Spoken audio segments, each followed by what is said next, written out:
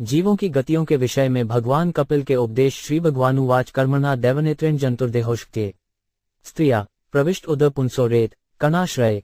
एक शब्दार्थ भगवान ने कहा, परमेश्वर की अध्यक्षता में तथा अपने कर्मफल के अनुसार विशेष प्रकार का शरीर धारण करने के लिए जीव आत्मा को पुरुष के वीर्यकण के रूप में स्त्री के गर्भ में प्रवेश करना होता है।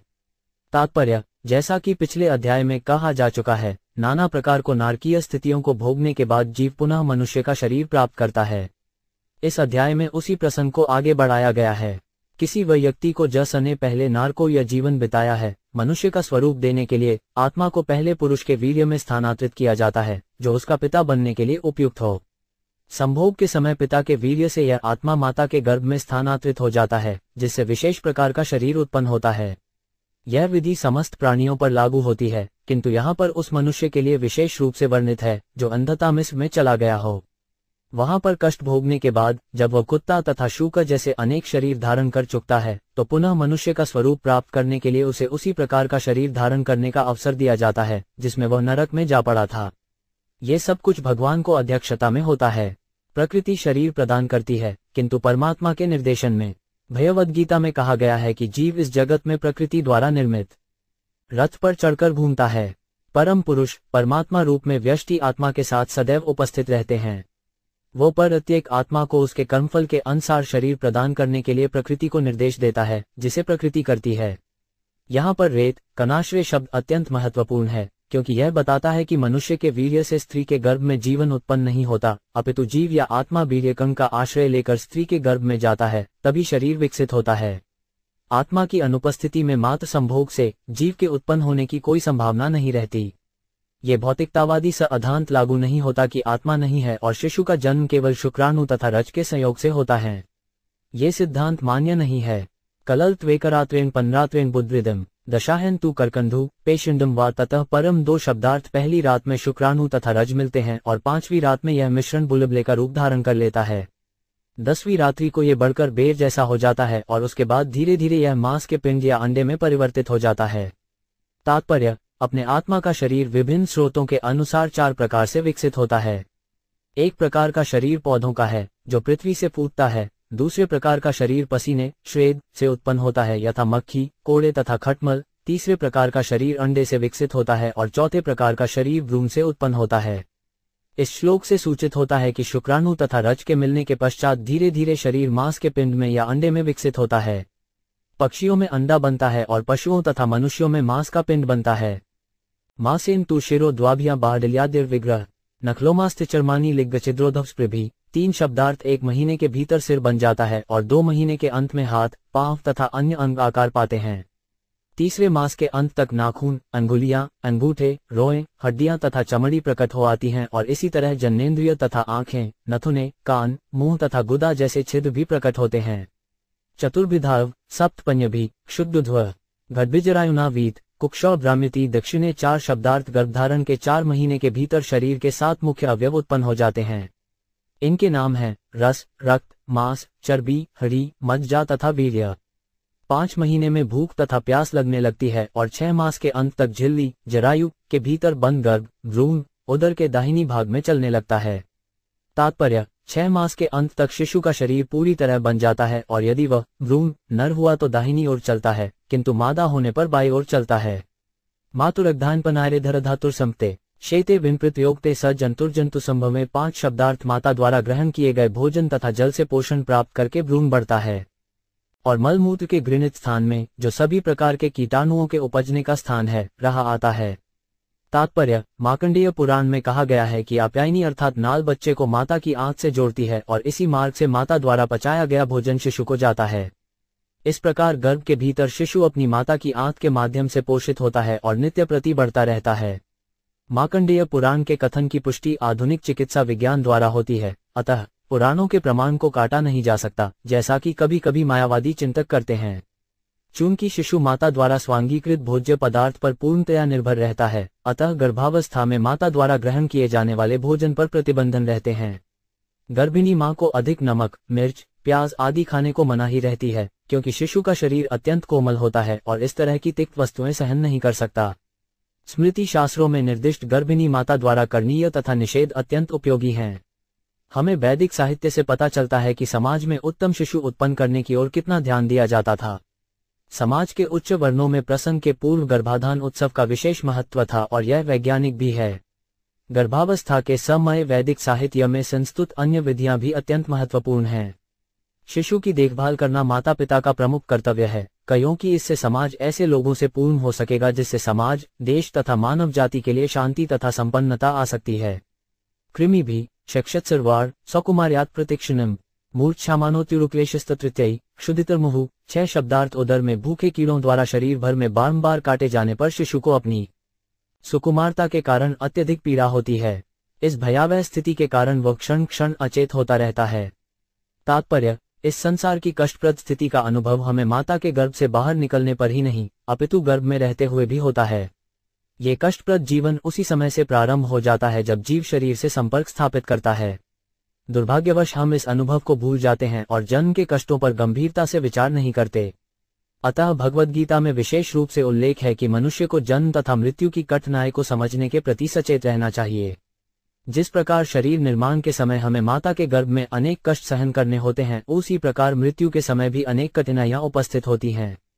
जैसा कि पिछले अध्याय में बताया गया है, मनुष्य को एक शरीर से दूसरे में अंतरण करना होता है और जब कुत्तों तथा सुअरों के शरीर में यह अंतरण होता है तो विशेष कष्ट होता है। किंतु ऐसी कष्टप्रद स्थितियों के होते हुए हम माया के प्रभाव से सब कुछ भूल जाते हैं और वर्तमान तथाकथित सुख द्वारा आकृष्ट होते हैं, जो कष्ट की प्रतिक्रिया के अतिरिक्त और कुछ नहीं है। कटुतीक्ष्णोष्णलवनरुषालादिभिरुल बने मातृभुक्तैरुपस्पृष्ट सर्वारोथित्वेदन 7 शब्दार्थ। माता के खाए कड़वे, तीखे, अत्यधिक नमकीन या खट्टे भोजन के कारण शिशु के शरीर में निरंतर पीड़ा रहती है, जो प्रायः असहाय होती है। तात्पर्य: माता के गर्भ में स्थित शिशु की शारीरिक अवस्था का पूरा वर्णन कर पाना असंभव है। ऐसी स्थिति में रहना अत्यंत कठिन होता है, किंतु फिर भी शिशु को उसी में रहना ही पड़ता है। चेतन का ठीक से विकास न होने के कारण शिशु इसे सहन करता है, अन्यथा वह मर जाए।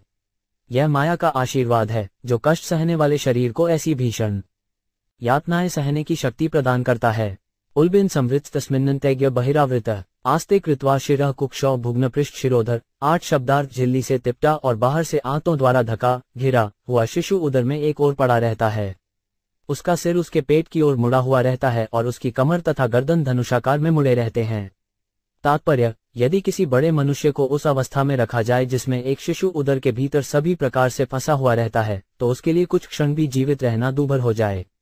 दुर्भाग्यवश हमें ये सारे कष्ट याद नहीं रहते हैं और हम इस जीवन में प्रसन्न रहने का प्रयत्न करते हैं। हम जन्म मृत्यु के पाश से आत्मा को मुक्त करने की तनिक भी चिंता नहीं करते। ये हमारी सभ्यता का दुर्भाग्य है कि ये बातें ठीक से समझाई नहीं जाती, जिससे लोग संसार की नाजुक स्थिति को समझ सकें। अकल्प स्वार्थचेष्टाया शकुंत इव पंजरे तत्लभ स्मृति देवाकम जन्मशतोध्वम स्मरंदीव मनुच्छासम शर्म की नाम विनते 9 शब्दार्थ। इस तरह शिशु पिंजरे के पक्षी के समान बिना हिले डुले रह रहा होता है। उस समय यदि शिशु भाग्यवान हुआ तो उसे विगत 100 जन्मों के कष्ट स्मरण हो आते हैं और वह दुख से आहें भरता है। भला ऐसी दशा में मन शांति कैसे संभव है? तात्पर्य: जन्म के बाद शिशु भले ही विगत जीवन के कष्टों को भूल जाए, किंतु जब हम बड़े हो जाते हैं तब श्रीमद् भागवत जैसे प्रामाणिक शास्त्रों को पढ़कर इतना तो समझ ही सकते हैं कि जन्म तथा मृत्यु का समय कितनी यातनाएं भोगनी पड़ती हैं। यदि शास्त्रों में हमारा विश्वास नहीं है तो अलग बात है, किंतु यदि ऐसे शास्त्रों के प्रमाण पर हमारा विश्वास है तो हमें अगले जन्म में इससे मुक्त होने की तैयारी करनी चाहिए। ऐसा इसी मनुष्य जीवन में संभव है। जो इन संकेतों की परवाह नहीं करता वह आत्मघात करता है। कहा गया है कि मनुष्य जीवन ही माया के अंधकार को या भवसागर को पार करने का एकमात्र साधन है। हमारे पास यह मनुष्य शरीर अत्यंत सक्षम नाव के समान है और गुरु ही इसका अत्यंत दक्ष कप्तान है। शास्त्रीय आदेश अनुकूल हवाओं के समान है। यदि इन सारी सुविधाओं के रहते हुए भी हम अज्ञान के सागर को पार नहीं कर पाते तो हम जानबूझकर आत्मघात कर रहे होते हैं। आरभ्यो सप्तमान मासल लब्धबोधों 5 पशी व्यापितः नैकत्रास्ते सूतिवातर विष्ठा भूरिव सोदर 190 शब्दार्थ। इस प्रकार गर्भाधान के पश्चात 7वें मास से चेतना विकसित होने पर यह शिशु उन हवाओं के द्वारा चलायमान रहता है जो भ्रूण को प्रसव के कुछ सप्ताह पूर्व से दबाती रहती हैं। वो उसी पेट की गंदगी से उत्पन्न कीड़ों के समान एक स्थान में नहीं रह सकता। तात्पर्य: 7वें मास के बाद शिशु शारीरिक वायु से हिलने डुलने लगता है, एक ही स्थान पर नहीं रहा आता, क्योंकि प्रसव के पूर्व सारा योनि तंत्र शिथिल पड़ जाता है। यहाँ पर कीड़ों को सोदर कहा गया है। सोदर का वास्तविक अर्थ है एक ही माता से उत्पन्न, चूंकि शिशु माता के गर्भ से उत्पन्न होता है और कीड़े भी उसी माँ के गर्भ के भीतर सड़न से उत्पन्न होते हैं। अतः शिशु तथा कीड़े वास्तव में भाई भाई हैं। हम मनुष्यों में भ्रातृत्व स्थापित करने के लिए उत्सुक रहते हैं, किंतु हमें कीड़ों को भी अपना भाई मानना चाहिए, अन्य प्राणियों की तो बात ही और है। अतः हमें समस्त प्राणियों के प्रति चिंतित रहना चाहिए। नाथमान ऋषिर्भीत सप्तवश्ची कृताझिली स्तुवित तविक्व्या वाचा येनोद्रेदपित। 19 शब्दार्थ। इस भयभीत अवस्था में भौतिक अवयवों के 7 आवरणों से बंधा हुआ जीव हाथ जोड़कर भगवान याचना करता है जिन्होंने उसे इस स्थिति में ला रखा है। तात्पर्य, कहा जाता है कि जब स्त्री को प्रसव पीड़ा से गुजरना पड़ता है तो वह प्रतिज्ञा करती है कि अब वह फिर से गर्भ धारण नहीं करेगी और ऐसा कष्ट फिर नहीं उठावेगी। इसी तरह से जब किसी का अस्पताल में ऑपरेशन होता है तो रोगी प्रतिज्ञा करता है कि अब वह ऐसा कार्य नहीं करेगा जिससे वह बीमार पड़े और उसे फिर ऑपरेशन कराना पड़े। या जब कोई व्यक्ति संकट में होता है तो वह प्रतिज्ञा करता है कि वह पुनः ऐसी भूल नहीं करेगा जिससे संकट में पड़े। इसी तरह जब जीव नारकीय अवस्था को प्राप्त होता है तो वह भगवान से प्रार्थना करता है कि वह पुनः पाप कर्म नहीं करेगा जिससे वह मां के गर्भ में जाकर जन्म मृत्यु के चक्र में पड़े। गर्भ के भीतर की नारकोय अवस्था में जीव पुनः जन्म लेने से भयभीत रहता है, किंतु जब वह गर्भ से बाहर आ जाता है, जब वह अपनी पूरी जवानी में और स्वस्थ होता है तो वह सब कुछ भूल जाता है और पुनः पुनः वही पाप करता है जिनके लिए उसे इस भयावह स्थिति में रखा गया था। जंतुरुत्वाच तस्योपसन्नम्वितु जगदिच्छात नानातनोभुवि चरणार्विदम। 105 हम तब्रजामी शरणा हाकुतभयम में यनेक्षी गतिरदिश्यसतो नुरूपा। 12 शब्दार्थ। जीव कहता है, मैं उन भगवान के चरण कमलों की शरण ग्रहण करता हूँ जो अपने विभिन्न नित्य स्वरूपों में प्रकट होते हैं और इस भूतल पर घूमते रहते हैं। मैं उन्हीं की शरण ग्रहण करता हूँ क्योंकि वे ही मुझे निर्भव कर सकते हैं और उन्हीं से मुझे ये जीवन अवस्था प्राप्त हुई है जो मेरे अपवित्र कार्यों के सर्वथा अनुरूप है। तात्पर्य, चल अचुरनार्विदम शब्द भगवान का सूचक है जो पृथ्वी पर चलते या भ्रमण करते हैं। उदाहरणार्थ, भगवान रामचंद्र पृथ्वी पर चले और भगवान कृष्ण भी सामान्य मनुष्य की भांति घूमते फिरते थे। अतः ये प्रार्थना उन भगवान से की जाती है जो इस पृथ्वी पर या ब्रह्मांड के किसी भी भाग पर साधुओं की रक्षा करने तथा असाधुओं को नष्ट करने के लिए अवतरित होते हैं। भगवद गीता में इसकी पुष्टि हुई है कि जब जब धर्म का ह्रास होता है और अधर्म की वृद्धि होती है तो भगवान सत्पुरुषों की रक्षा करने और असाधुओं को मारने के लिए अवतरित होते हैं। इस श्लोक से भगवान कृष्ण का संकेत मिलता है। इस श्लोक की अन्य विशेषता है कि भगवाह अच्छया अर्थात स्वेच्छा से आते हैं। जैसा कि भगवद गीता से पुष्टि होती है, संभवाह्यात्याया, मैं अपनी इच्छा से, अपनी अंतरंगा शक्ति से प्रकट होता हूँ, वे प्रकृति के नियमों से बाध्य होकर नहीं आते। यहाँ पर इच्छया कहा गया है। वे कोई स्वरूप धारण नहीं करते जैसा कि निर्विशेषवादी सोचते हैं, क्योंकि जे स्वेच्छा से आते हैं, अतः वे जिस रूप में अवतरित होते हैं वह सनातन रूप है। जिस तरह परमेश्वर जीव को भयावह स्थिति में डालता है, उसी तरह वह उसका उद्धार भी करता है। अतः मनुष्य को चाहिए कि कृष्ण के चरण कमलों की ही शरण में जाए। कृष्ण चाहते हैं, प्रत्येक वस्तु को त्यागो और मेरी शरण में आओ। भगवद गीता में ये भी कहा गया है कि जो उनके पास चला जाता है वह इस संसार में पुनः शरीर धारण करने नहीं आता, अपितु भगवान के धाम जाता है जहां से कभी नहीं लौटता। अस्त्वन बध इव कर्मवीरावृतात्मा भूतेन्द्रियाशय मयीम लंब मायाम आस्ते विशुद्धम विकारम खंडबोध मात्प्य मानदे 5 वसितम नमामि। 13 शब्दार्थ में विशुद्ध आत्मा अपने कर्म के द्वारा बौधा हुआ, माया की व्यवस्थावश इस समय अपनी माता के गर्भ में पड़ा हुआ हूँ। मैं उन भगवान को नमस्कार करता हूँ जो यहाँ मेरे साथ हैं, किंतु जो अप्रभावित हैं और अपरिवर्तनशील हैं। वे असीम हैं, किंतु संतप्त हृदय में देखे जाते हैं। मैं उन्हें सादर नमस्कार करता हूँ। तात्पर्य, पिछले श्लोक में आया है कि जीवात्मा कहता है, मैं परमेश्वर को शरण ग्रहण कर रहा हूँ। फलत, स्वाभाविक रूप से जीवात्मा परमात्मा का आश्रित सेवक है। परमात्मा तथा जीवात्मा एक ही शरीर में बैठे हैं, जैसा कि उपनिषदों का कथन है। वे मित्र के रूप में बैठे हैं, एक तो कष्ट भोग रहा है और दूसरा कष्टों से सर्वथा विलग है। इस श्लोक में विशुद्धम अविकारम अखंड बोध ही आया है, जिसका अर्थ है कि परमात्मा समस्त कल्मश से सदैव दूर रहता है। शरीर होने के कारण जीव कल्मशग्रस्त है और कष्ट उठाता है, किंतु इसका अर्थ यह नहीं है कि चूंकि भगवान भी उसके साथ है, इसलिए भगवान के भी भौतिक शरीर है। वे अविकारम अर्थात परिवर्तन रहित हैं। वे सदैव एक से रहते हैं, किंतु दुर्भाग्यवश मायावादी चिंतक अपने अशुद्ध हृदयों के कारण नहीं जान पाते कि परमात्मा व्यष्टि आत्मा से भिन्न है। यहाँ पर कहा गया है कि आतपयान हृदय वसितम प्रत्येक जीव के हृदय में है, कनतु वे केवल संतप्त आत्मा द्वारा ही अनुभवगम्य है। व्यष्टि आत्मा संतप्त रहता है कि उसने अपनी स्वाभाविक स्थिति भुला दी, परमात्मा से तदाकार होना चाहा तथा प्रकृति पर अधिकार जताने का भरसक प्रयत्न किया।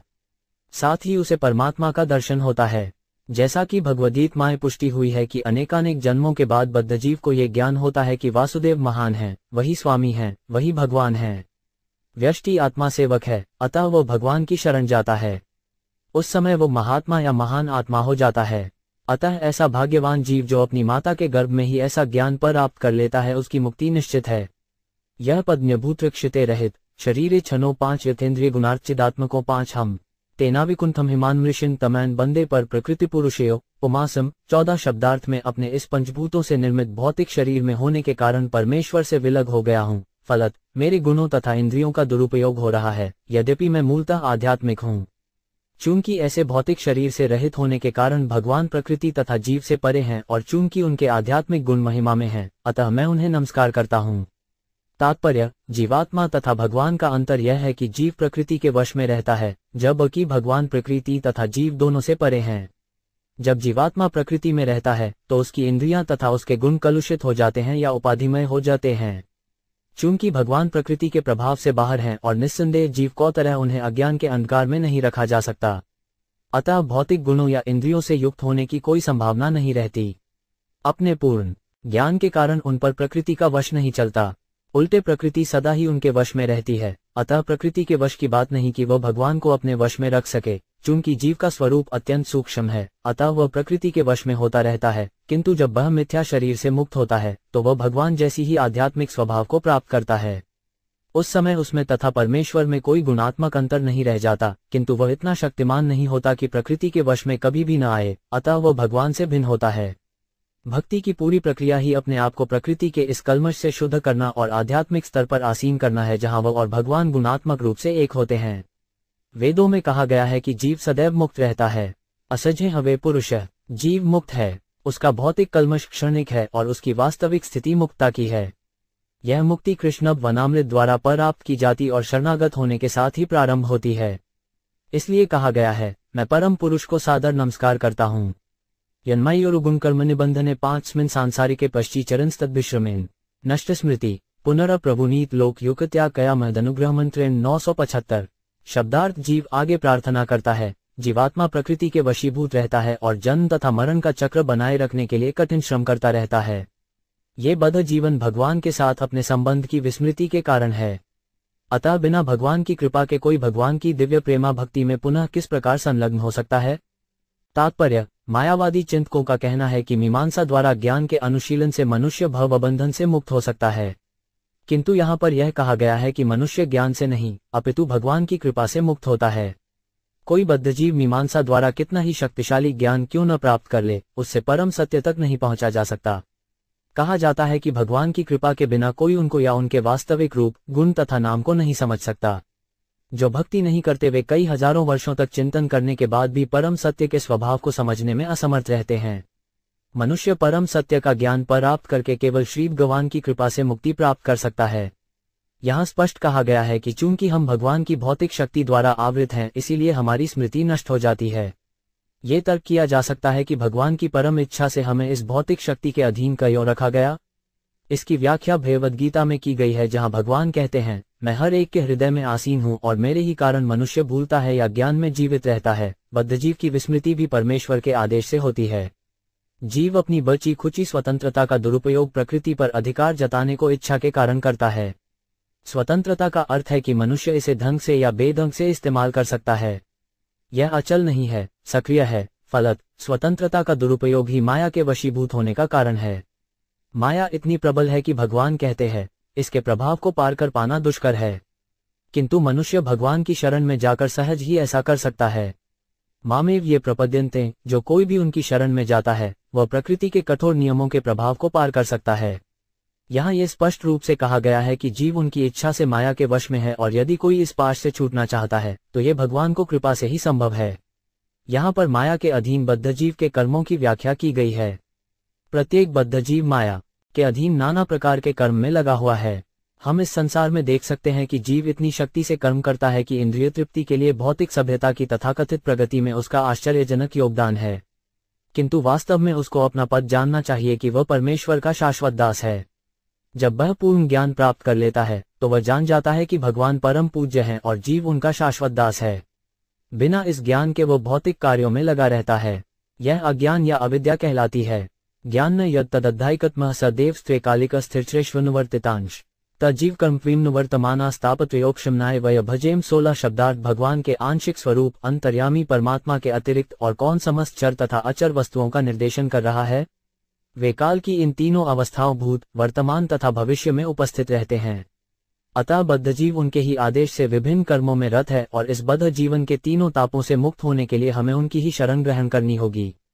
तात्पर्य, जब बद्धजीव माया के चंगुल से छूटने के लिए उत्सुक रहता है तो उसके अंत करण में स्थित परमात्मा स्वरूप भगवान उसे ये ज्ञान देते हैं, मेरी शरण में आओ। तारांकन, जैसा कि भगवान भगवद गीता में कहते हैं, अन्य सारे कार्यों का परित्याग करके मेरी शरण ग्रहण करो। यह मानना होगा कि ज्ञान का स्रोत परम पुरुष है। भगवद गीता में इसकी पुष्टि होती है। मत स्मृतिज्ञान परोहन च, भगवान कहते हैं, मेरे ही द्वारा मनुष्य वास्तविक ज्ञान तथा स्मृति प्राप्त करता है और मुझी से विस्मृति भी मिलती है। जो मनुष्य भौतिक दृष्टि से संतुष्ट होना चाहता है या जो प्रकृति पर अधिकार जताना चाहता है, भगवान उसे अपनी सेवा की विस्मृति तथा भौतिक कार्यकलापों के तथाकथित सुख का अवसर प्रदान करते हैं। इसी प्रकार जब कोई इस प्रकृति पर अधिकार करने में हताश हो जाता है और भवबंधन से छूटना चाहता है तो भगवान उसे भीतर से यह ज्ञान प्रदान करते हैं कि वह उनकी शरण में जावे, तभी उसकी मुक्ति होगी।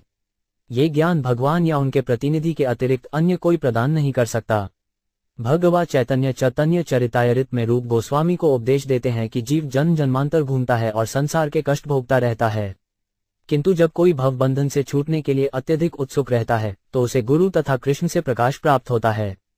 इसका यह अर्थ हुआ कि कृष्ण परमात्मा रूप में प्रत्येक जीव के हृदय में स्थित हैं और जब जीव वास्तव में उत्सुक होता है तो वे उसे अपने प्रतिनिधि प्रामाणिक गुरु की शरण ग्रहण करने का आदेश देते हैं। गुरु द्वारा भीतर से निर्देशित होकर तथा बाहर से पथ दिखाए जाने पर मनुष्य को कृष्ण भक्ति का मार्ग प्राप्त होता है, जो भवबंधन से छूटने का मार्ग है। अतः जब तक भगवान का आशीर्वाद नहीं मिलता तब तक कोई अपने वास्तविक पद पर स्थित नहीं हो पाता। जब तक उसे परम ज्ञान द्वारा प्रकाश प्राप्त नहीं हो लेता तब तक उसे इस जगत में जीवन संघर्ष के लिए कठिन यातनाएं झेलनी पड़ती हैं। अतः गुरु परम पुरुष की कृपा का प्राकट्य होता है। बद्धजीव को गुरु से प्रत्यक्ष आदेश प्राप्त करने होते हैं और इस प्रकार धीरे धीरे वह कृष्ण भक्ति के मार्ग पर अग्रसर होने लगता है। कृष्ण भक्ति का बीज बद्धजीव के हृदय में बोया जाता है और जब मनुष्य गुरु के उपदेश सुनता है तो ये बीज फलित होता है और जीवन धन्य हो जाता है। देहान्य देह विवरे जठराग्नि नासगु विस्मृत कूपपतितो भुष्टप्तदेह इच्छन्नितो विवस्नितो गण्यन स्वमासान निर्वास्तते कृपंधी भगवन कदानु 17 शब्दार्थ अपनी माता के उदर में रक्त मल तथा मूत्र के कूप में गिरकर और अपनी मां की जठराग्नि से दग्ध देहधारी जीव बाहर निकलने की व्यग्रता में महीनों की गिनती करता रहता है और प्रार्थना करता है, हे भगवान, यह अभागा जीव कब इस कारागार से मुक्त हो पाएगा। तात्पर्य, यहाँ पर माता के गर्भ में जीव की विषम परिस्थिति का वर्णन है। एक ओर शिशु जठराग्नि की उष्मा से तपता रहता है और दूसरी ओर मल मूत्र रक्त आदि रहते हैं। 7 मास के बाद शिशु में चेतना आ जाती है, अतः उसे अपनी दुस्सह स्थिति का बोध होने लगता है और वह भगवान से प्रार्थना करता है।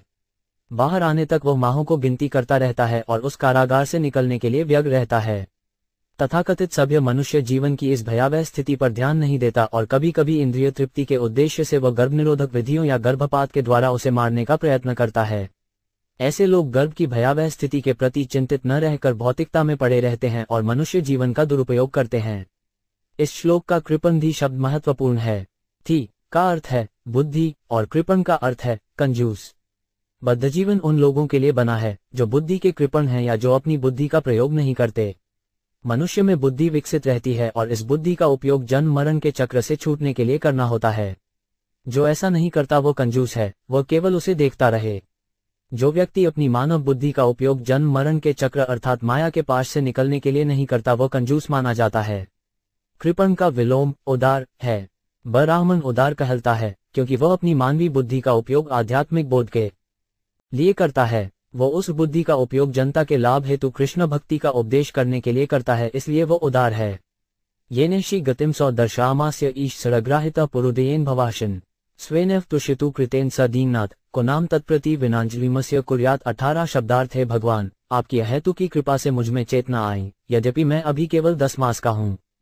पतितात्माओं के मित्र भगवान की इस हेतु की कृपा के लिए कृतज्ञता प्रकट करने के हेतु मेरे पास हाथ जोड़कर प्रार्थना करने के अतिरिक्त है ही क्या।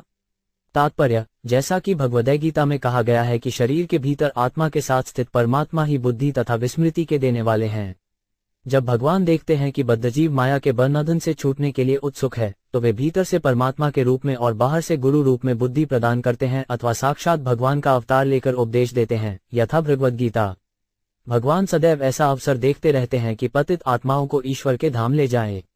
हमें भगवान के प्रति कृतज्ञ होना चाहिए, क्योंकि वे हमें सदैव सुखी बनाना चाहते हैं। हमारे पास भगवान को उनकी भलाई का बदला चुकाने के लिए पर्याप्त साधन नहीं है, अतः हम केवल कृतज्ञता का अनुभव कर सकते हैं और हाथ जोड़कर उनकी प्रार्थना कर सकते हैं।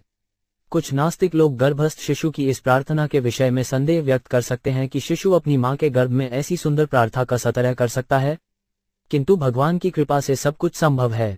बाह्य रूप से शिशु को इतनी भयावह स्थिति में रखा जाता है, किंतु आंतरिक रूप से वह वही है और भगवान वहां होते हैं। भगवान की दिव्य शक्ति से सब कुछ संभव है। पश्यत्यम धिषण्या अनु सप्तवध्रीय शारीर के दम शरीर पर स्वदेहे यत्युष्ट्यासम तमहा पुरुष पुराना पशे बहिहदी च चैत्यमिव प्रतीतम। 19 शब्दार्थ। अन्य प्रकार का शरीरधारी जीव केवल अंतः प्रेरणा से देखता है, वह उस शरीर के ग्राह्य तथा अग्राह्य अनुभवों से ही परिचित होता है, किंतु मुझे ऐसा शरीर प्राप्त है जिसमें मैं अपनी इंद्रियों को वश में रखता हूँ और अपने गंतव्य को समझता हूँ। अतः मैं उन भगवान को सादर नमस्कार करता हूँ जिनके आशीर्वाद से मुझे ये शरीर प्राप्त हुआ है और जिनकी कृपा से मैं उन्हें भीतर और बाहर देख सकता हूँ। तात्पर्य: विभिन्न प्रकार के शरीरों की विकास क्रिया फूल के फलने के समान है। जिस विकमित प्रकार फूल के विकास की कई अवस्थाएं होती हैं, कली, विकासमान फूल, पूर्ण विकसित फूल तथा सुगंध और सुंदरता से पूरित फूल, इस प्रकार क्रमिक विकास में 84 लाख योनियां होती हैं और निम्न योनि से उच्चतर योनि में क्रमबद्ध उन्नति होती है। मनुष्य जीवन सा अवोच समझा जाता है, कईयों की इसमें जन्म तथा मृत्यु के बंधन से छूटने की बुद्धि रहती है। माता के गर्भ में स्थित भाग्यवान शिशु अपनी श्रेष्ठ स्थिति को समझता है और इस तरह वह अन्य प्राणियों से पृथक होता है। मनुष्य से नीचे के पशुओं में सुख दुख की चेतना रहती है, किंतु वे अपनी शारीरिक आवश्यकताओं, खाना, सोना, संभोग तथा सुरक्षा से अधिक और कुछ नहीं सोच पाते। किंतु ईश्वर की कृपा से मनुष्य में चेतना इतनी विकसित रहती है कि वह अपनी अद्वितीय स्थिति का मूल्यांकन कर सकता है और आत्मा तथा परमात्मा दोनों का साक्षात्कार कर सकता है। दम शरीरी शब्द का अर्थ है कि हमें ऐसा शरीर प्राप्त है जिसमें हम इंद्रियों तथा मन को वश में कर सकते हैं। भौतिक जीवन की सारी जटिलता अनियंत्रित मन तथा अनियंत्रित इंद्रियों से है। मनुष्य को ईश्वर के प्रति कृतज्ञता ज्ञापित करनी चाहिए कि उसे ऐसा सुंदर मनुष्य का शरीर मिला और उसे इसका सही उपयोग करना चाहिए। पशु तथा मनुष्य का यही अंतर है कि पशु अपने आप को वश में नहीं रख सकता है, उसमें शिष्टता का भाव नहीं रहता, जबकि मनुष्य में शिष्टता का भाव तथा आत्मनियंत्रण रहता है। यदि मनुष्य इस नियंत्रण शक्ति को प्रदर्शित नहीं कर पाता तो वह पशु के तुल्य है। इंद्रियों के नियंत्रण या योग विधि से मनुष्य स्वयं को, परमात्मा को, संसार को तथा इन सबके पारस्परिक संबंधों को समझ सकता है। इंद्रियों के नियंत्रण से सब कुछ संभव है, अन्यथा हम पशु तुल्य हैं। यहाँ पर इंद्रियों के नियंत्रण द्वारा आत्म साक्षात्कार की व्याख्या की गई है। मनुष्य को चाहिए कि भगवान तथा अपने आत्मा को भी देखने का प्रयत्न करे। अपने को परमेश्वर समझना आत्म साक्षात्कार नहीं है। यहाँ ये स्पष्ट बताया गया है कि परमेश्वर अनादि या पुराण है और उनका कोई अन्य कारण नहीं है। जीव भगवान के अंश रूप में पैदा होता है। ब्रह्म संहिता में पुष्टि को गई है, अनादि अदियोविंद परम पुरुष गोविंद का कोई कारण नहीं है। वे अजन्मा हैं, किंतु जीव तमा उनसे उत्पन्न है। भगवद्गीता में पुष्टि हुई है कि ममेवश जीव तथा परमेश्वर दोनों अजन्मा हैं, किंतु ये जान लेना चाहिए कि अंश का परम कारण भगवान है। अतः ब्रह्म संहिता कहती है कि प्रत्येक वस्तु भगवान से उत्पन्न हुई, सर्व कारण कारक। वेदांत सूत्र भी इसकी पुष्टि करता है, जन्मादिस्य यव परम सत्य ही हर एक के जन्म का मूल स्रोत है। दैवत गीता में भी कृष्ण का कथन है, अहम सर्वस्य प्रभव, मैं हर वस्तु का जन्म स्रोत हूँ जिसमें ब्रह्मा, शिव तथा अन्य जीव सम्मिलित हैं। यह आत्म साक्षात्कार है। मनुष्य को जानना चाहिए कि वह परमेश्वर के अधीन है, उसे अपने को परम स्वतंत्र नहीं समझना चाहिए, अन्यथा उसे बद्ध जीवन में क्यों रखा जाता। 5 हम वसन्नपि विभो बहुदुःख्वासम गर्भान निर्जिग्मिषे बहिरंधकूपे अनरोप्यात्मुपसरपति देवमाया मिथ्या मतिरद्नु संस्कृति चक्रमय तत् 20 शब्दार्थ। अतः हे प्रभु, यद्यपि मैं अत्यंत भयावह परिस्थिति में रह रहा हूँ, किंतु मैं अपनी माँ के गर्भ से बाहर आकर भौतिक जीवन के एनग्रिप में गिरना नहीं चाहता। देवमाया नामक आपकी बहिरंगा शक्ति तुरंत नवजात शिशु को पकड़ लेती है और उसके बाद तुरंत ही झूठा स्वरूप ज्ञान प्रारंभ हो जाता है, जो निरंतर जन्म तथा मृत्यु के चक्र का शुभारंभ है। तात्पर्य: जब तक शिशु अपनी माता के गर्भ में रहता है तो उसका जीवन अत्यंत संकटपूर्ण तथा भयावह रहता है, किंतु इसका लाभ ये होता है कि वह भगवान के साथ अपने संबंध की शुद्ध चेतना जागृत कर लेता है और अपने उद्धार के लिए प्रार्थना करता है। किंतु उधर से बाहर आते ही जब शिशु का जन्म हो जाता है तो माया इतनी प्रबल होती है कि उसे तुरंत घेरकर इस शरीर को स्व मनवाया जाता है। माया का अर्थ है जो नहीं है, अर्थात ब्रह्म। भौतिक जगत में हर व्यक्ति अपने को अपना शरीर करके पहचानता है। यह मिथ्या अहंकार की चेतना की मैं ये शरीर हूँ शिशु के गर्भ से बाहर निकलते ही उत्पन्न हो जाती है। माता तथा संबंधी शिशु की प्रतीक्षा करते हैं। ज्यों ही वो पैदा होता है तो माँ उसे दूध पिलाती है और सभी उसकी देखरेख करते हैं। जीव तुरंत अपनी स्थिति भूल जाता है और शारीरिक संबंधों में उलझ जाता है। सारा संसार देहात्म बुद्धि का बंधन है। वास्तविक ज्ञान का अर्थ इस चेतना को विकसित करना है कि मैं ये शरीर नहीं हूँ, मैं आत्मा हूँ, परमेश्वर का अंश हूँ। वास्तविक ज्ञान में त्याग अथवा इस शरीर को स्व रूप में न स्वीकार करना है। मनुष्य जन्म लेते ही माया के प्रभाव से सब कुछ भूल जाता है। अतः शिशु प्रार्थना करता है कि बाहर निकलने की अपेक्षा गर्भ में ही रहना श्रेष्ठ है। कहा जाता है कि यही सोचकर सुखदेव गोस्वामी अपनी माता के गर्भ में 16 वर्षों तक रहे आए, क्योंकि वे मिथ्या देहबोध के बंधन में फंसना नहीं चाहते थे। अपनी माता के गर्भ में ऐसे ज्ञान का अनुशीलन करके 16 वर्ष बाद वे गर्भ के बाहर आए और तुरंत ही उन्होंने घर छोड़ दिया, जिससे वे माया के वशीभूत न हों। भगवद गीता में भी माया के प्रभाव को दुर्लभ्य कहा गया है, किंतु ये दुर्लभ्य माया एकमात्र कृष्ण भावनामृत से ही पराजित हो सकत है। इसकी भी पुष्टि भगवद गीता 7.14 में हुई है। मामेव ये प्रपह्यन्ते माया मेटा वरंती ते। जो भी कृष्ण के चरण कमलों की शरण ग्रहण करता है वो इस झूठे जीवन बोध से बाहर निकल सकता है। केवल माया के प्रभाव से मनुष्य कृष्ण के साथ अपने संबंध को भूल जाता है और अपने को शरीर तथा शरीर के गौण अवयव अर्थात पत्नी, संतान, समाज, मित्रता, प्यार आदि समझने लगता है। इस प्रकार वह माया का शिकार हो जाता है और उसका निरंतर जन्म तथा मृत्यु का भौतिकतावादी जीवन और भी कठिन बन जाता है। तस्मादहम विगतविक्लव उपधरिष्य आत्मान्माशु तमस सुहृदात्मनैव भूयो यथा व्यसनमेटनेकंश मां में भविष्य दुपसादित विष्णुपाद 21 शब्दार्थ। अतः और अधिक क्षुब्ध न होकर मैं अपने मित्र विशुद्ध चेतना की सहायता से अज्ञान के अंधकार से अपना उद्धार करूंगा। केवल भगवान विष्णु के चरण कमलों को अपने मन में धारण करके मैं बारंबार जन्म तथा मृत्यु के लिए अनेक माताओं के गर्भों में प्रविष्ट करने से बच सकूंगा। तात्पर्य, संसार के कष्ट उसी दिन से प्रारंभ हो जाते हैं जब आत्मा माता तथा पिता के रज तथा शुक्र में शरण प्राप्त करता है, और ये कष्ट माता के गर्भ से निकलने के बाद तथा उसके भी आगे चलते रहते हैं। हम नहीं जानते कि इन दुखों का अंत कहाँ है, किंतु इनका अंत शरीर बदलने से नहीं होता। ये शरीर परिवर्तन प्रतिक्षण चल रहा है, किंतु इसका अर्थ यह नहीं है कि हम गर्भावस्था की तुलना में उन्नति करके सुखी स्थिति को प्राप्त कर रहे हैं। अतः सबसे अच्छा ये है कि कृष्ण भावनामृत का विकास किया जाए। यहाँ पर उपसादित विष्णुपाद कहा गया है कि जिसका अर्थ है कृष्ण भक्ति की अनुभूति। जो बुद्धिमान है और कृष्ण भक्ति उत्पन्न कर सकता है वो इस जवन में सफल होता है, क्योंकि केवल कृष्ण भक्ति करने से ही वह जन्म तथा मृत्यु के चक्कर से बच जाएगा। शिशु प्रार्थना करता है कि अंधकार के गर्भ में रहकर निरंतर कृष्ण भक्ति में तल्लीन रहना बाहर निकलकर पुनः माया के चंगुल में पड़ने से श्रेयस्कर है। यह माया गर्भ के भीतर और बाहर समान रूप से कार्य करती है, किंतु चातुरी इसमें है कि कृष्ण भक्ति की जाए जिससे इसका प्रभाव उतना बुरा न पड़े। भगवद गीता में कहा गया है कि मनुष्य की बुद्धि उसका मित्र है और साथ ही शत्रु भी है। यहाँ पर इसी भाव की पुनरावृत्ति हुई है, सुहृदात्मनैव मित्रवत बुद्धि। कृष्ण की सेवा में तथा कृष्ण की पूर्ण चेतना में बुद्धि की तल्लीनता ही आत्म साक्षात्कार तथा मुक्ति का मार्ग है। वृथा ही श्लुब्ध हुए बिना यदि हम हरे कृष्ण कृष्ण कृष्ण हरे हरे हरे राम राम राम हरे हरे का निरंतर जप करते हुए कृष्ण भक्ति कृष्ण भावनामृत की विधि ग्रहण करें तो जन्म मृत्यु के चक्र को सदा के लिए रोका जा सकता है। यहाँ ये प्रश्न उठाया जा सकता है कि कृष्ण भक्ति संपन्न करने के लिए आवश्यक सामग्री के अभाव में शिशु माता के गर्भ में कृष्ण भक्ति का प्रकार कर सकता है। भगवान विष्णु की पूजा के लिए किसी सामग्री की आवश्यकता नहीं होती। शिशु माता के गर्भ में ही रहना चाहता है और साथ ही माया के चंगुल से भी मुक्त होना चाहता है। कृष्ण भक्ति के अनुशीलन के लिए किसी प्रकार की भौतिक व्यवस्था आवश्यक नहीं है। कोई कहीं भी और कभी भी कृष्ण भक्ति का अनुशीलन कर सकता है, बशर्ते वह कृष्ण का निरंतर चिंतन करे। हरे कृष्ण कृष्ण कृष्ण हरे हरे हरे राम राम राम हरे हरे महामंत्र का जप माता के गर्भ में भी किया जा सकता है। सोते जागते काम करते, यहाँ तक कि माता के गर्भ में या उसके बाहर भी जप किया जा सकता है।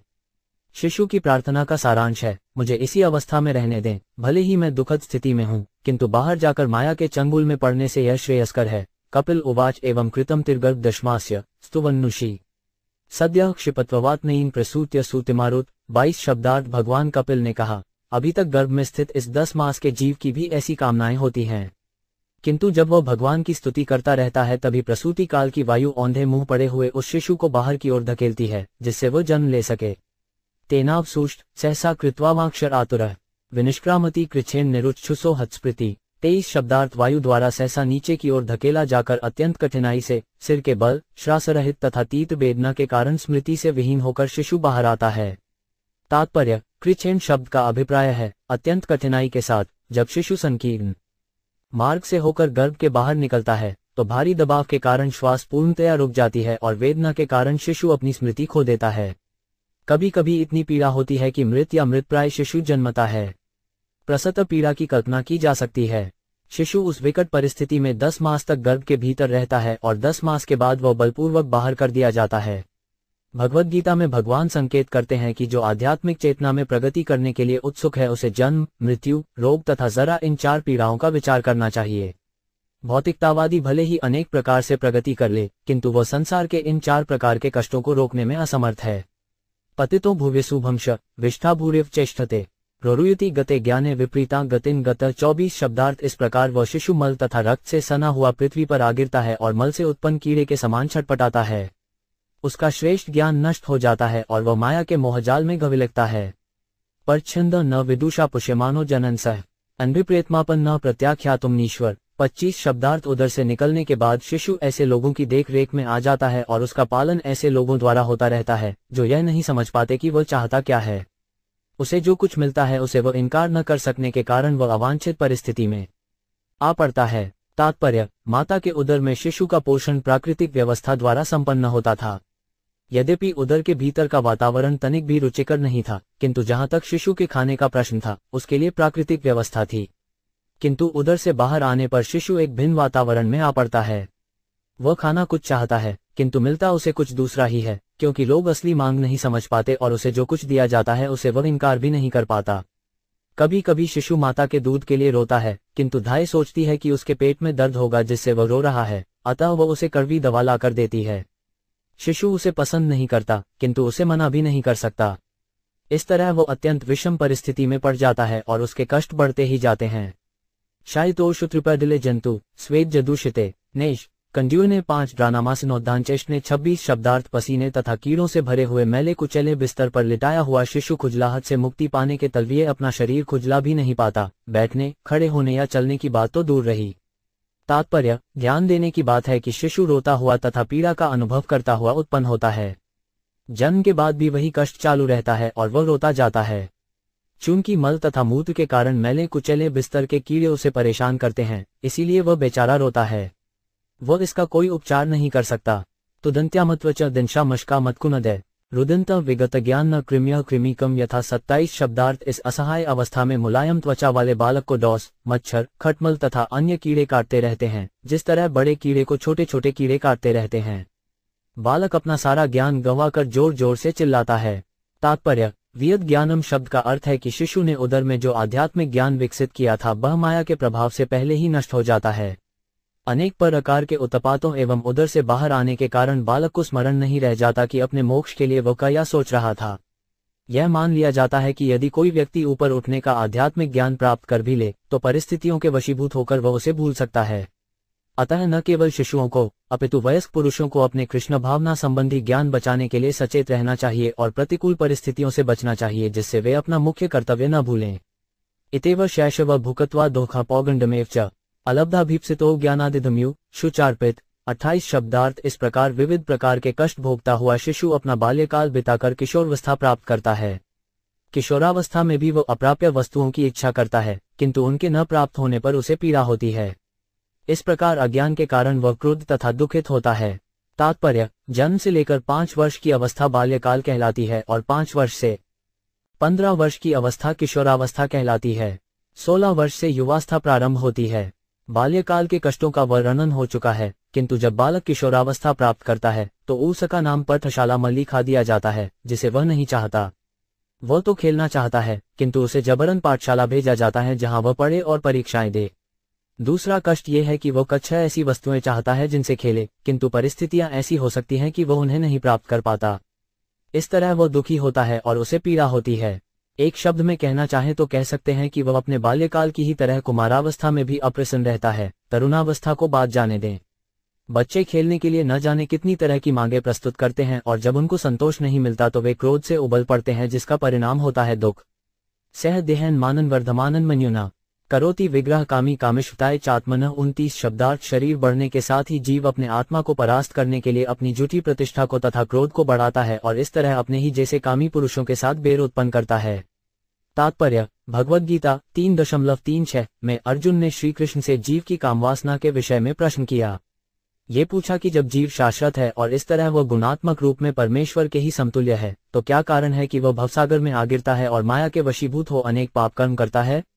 इस प्रश्न के उत्तर में श्री कृष्ण ने कहा कि कामवासना के कारण जीवात्मा उच्च पद से अधम पद पर आ गिरता है।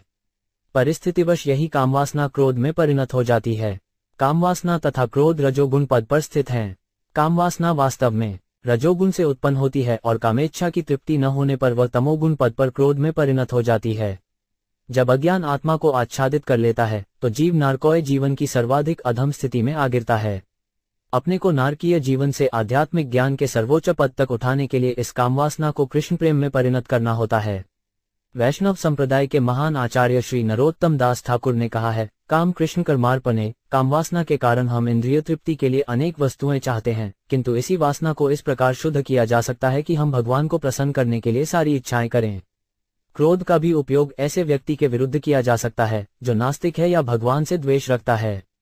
चूंकि हम काम तथा क्रोध के कारण इस संसार में आ गिरे हैं, अतः इन दोनों गुणों का उपयोग कृष्ण भक्ति को बढ़ाने के लिए प्रयुक्त किया जा सकता है और मनुष्य पुनः अपना पूर्व शुद्ध आध्यात्मिक पद प्राप्त कर सकता है।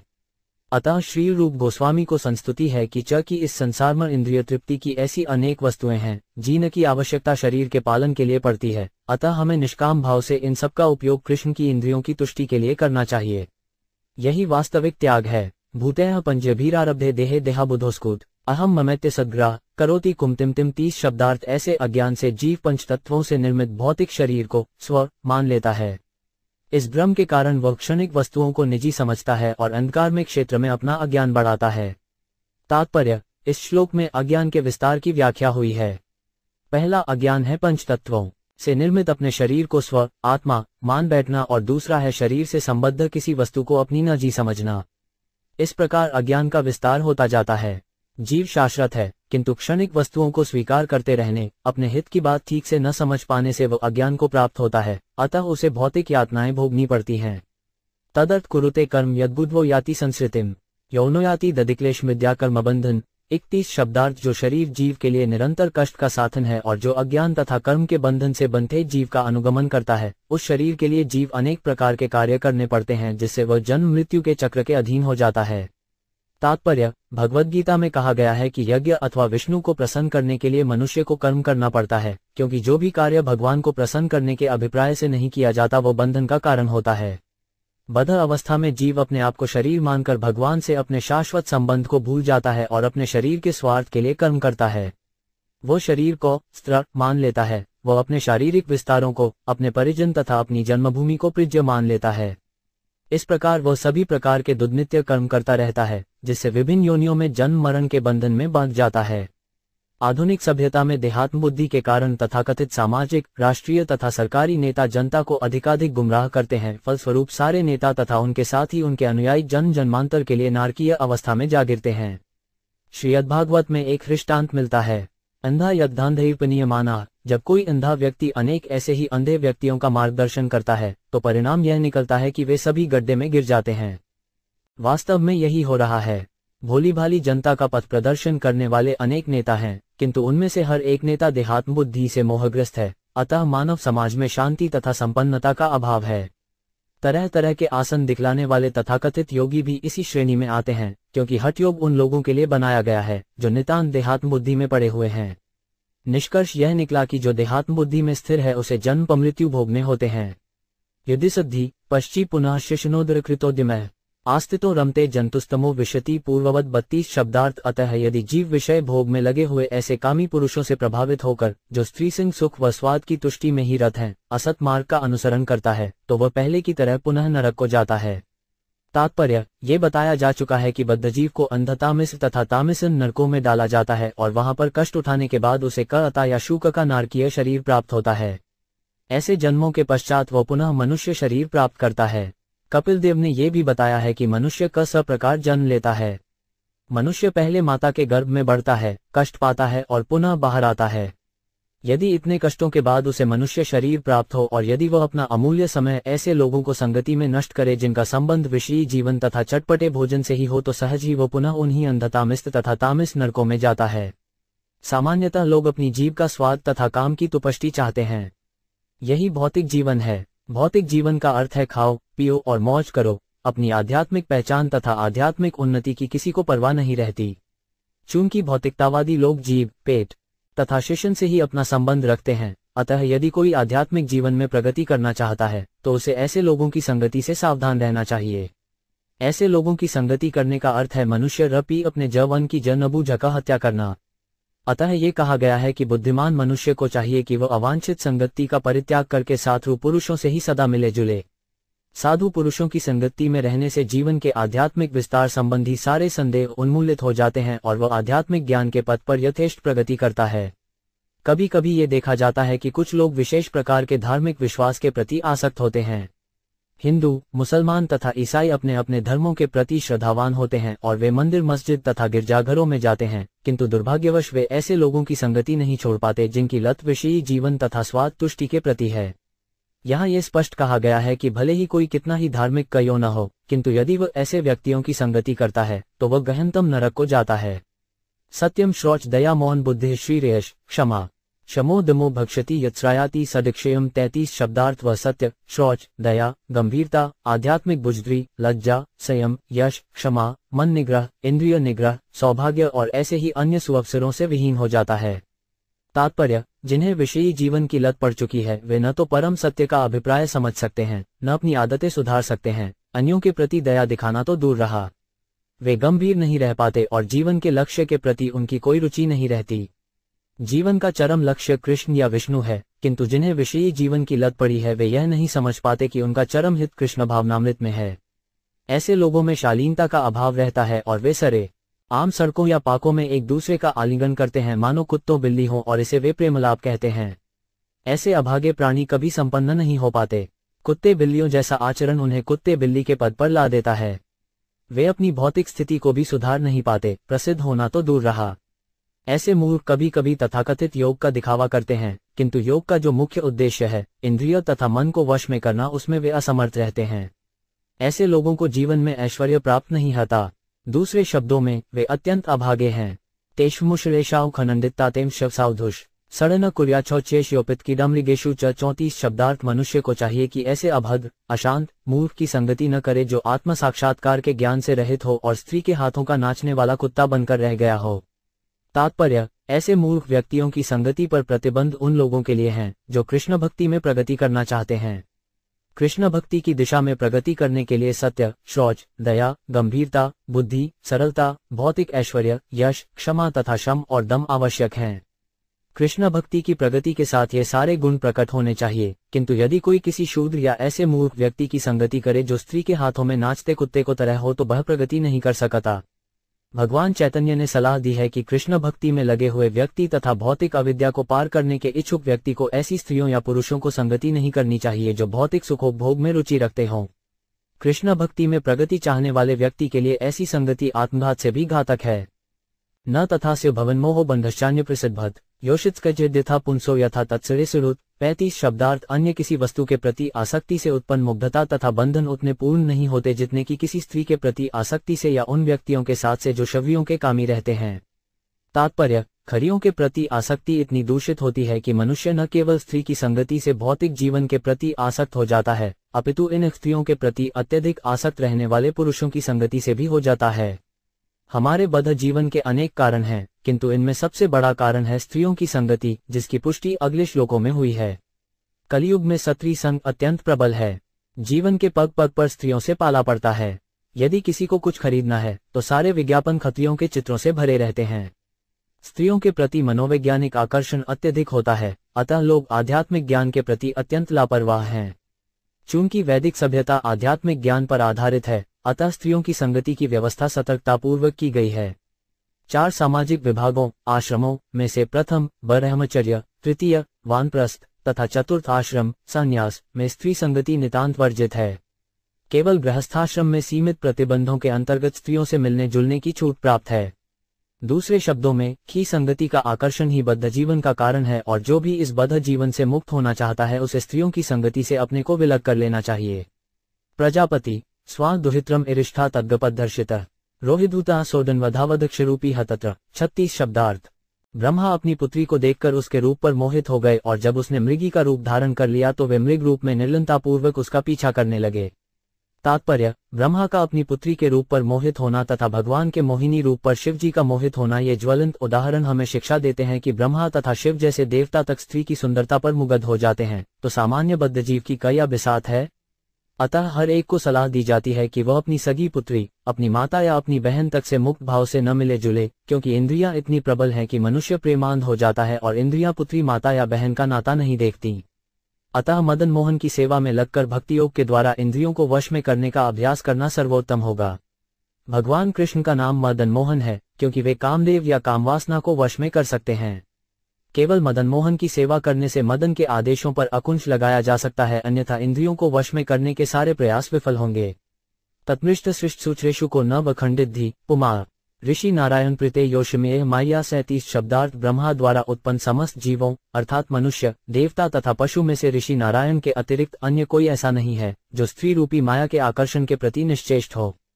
तात्पर्य, आदि जीव स्वयं ब्रह्मा हैं जिनसे मरीचि जैसे ऋषि उत्पन्न हुए। मरीचि से कश्यप मुनि तथा अन्य और कश्यप मुनि तथा मनुओं ने विभिन्न देवताओं तथा मनुष्यों को उत्पन्न किया, किंतु इनमें से ऐसा कोई नहीं जो स्त्री रूपी माया के जादू से मोहित न होता हो। समग्र संसार में ब्रह्मा से लेकर एक शुद्ध चींटी तक सभी विषयी जीवन के प्रति आकर्षित होते हैं। इस भौतिक जगत का यह मूल सिद्धांत है।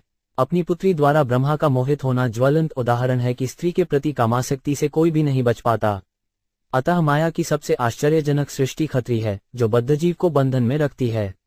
बल में पश्य मायाया स्त्रीमया जिनो दिशाम या करोति पदाक्रांतांधो विगुम्भेन केवलम। 38 शब्दार्थ। तनिक स्त्री रूपी मेरी माया की अपार शक्ति को समझने का प्रयत्न तो करो, जो मात्र अपनी भौहों की गति से संसार के बड़े से बड़े विजेताओं को भी अपनी मुट्ठी में रखती है।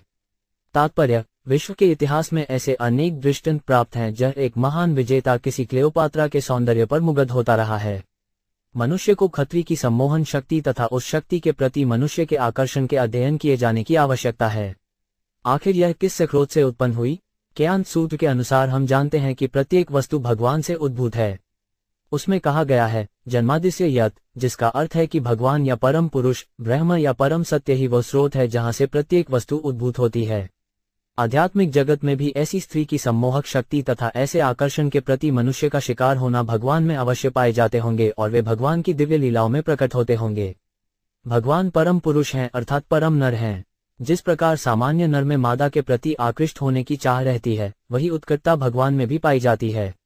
वे भी स्त्री के सुंदर रूप द्वारा मुग्ध होते हैं। प्रश्न ये है कि यदि वे ऐसे ऋत्वी आकर्षण द्वारा मुग्ध होते रहते हैं तो क्या वे किसी भौतिक स्त्री द्वारा आकृष्ट होंगे? ऐसा संभव नहीं है। इस संसार के लोग भी स्त्री आकर्षण का परित्याग कर सकते हैं यदि वे परब्रह्म द्वारा आकृष्ट हों। हरिदास ठाकुर के साथ ऐसा ही हुआ। एक सुंदर वेश्या ने अर्धरात्रि में उन्हें आकर्षित करना चाहा, किंतु वे भक्ति में, भगवान के दिव्य प्रेम में स्थित थे, अतः उसके द्वारा मोहित नहीं हुए। उल्टे उन्होंने अपनी दिव्य संगति से उस वेश्या को महान भक्त बना दिया। अतः भौतिक आकर्षण परमेश्वर को आकृष्ट नहीं कर सकता। जब वे किसी स्त्री द्वारा आकृष्ट होते हैं तो वे उस स्त्री को अपनी शक्ति से उत्पन्न करते हैं।